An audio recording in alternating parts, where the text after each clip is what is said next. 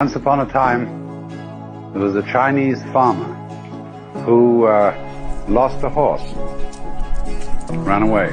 And all the neighbors came round that evening and said, "That's too bad."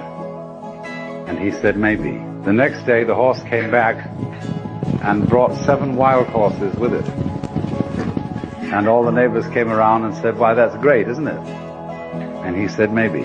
The next day, his son was attempting to tame one of these horses and was riding it and was thrown and broke his leg. And all the neighbors came round in the evening and said, "Well, that's too bad, isn't it?" And the farmer said, "Maybe." The next day, the conscription officers came around looking for people for the army, and they rejected his son because he had a broken leg. And all the neighbors came round at the evening and said, "Isn't that wonderful?"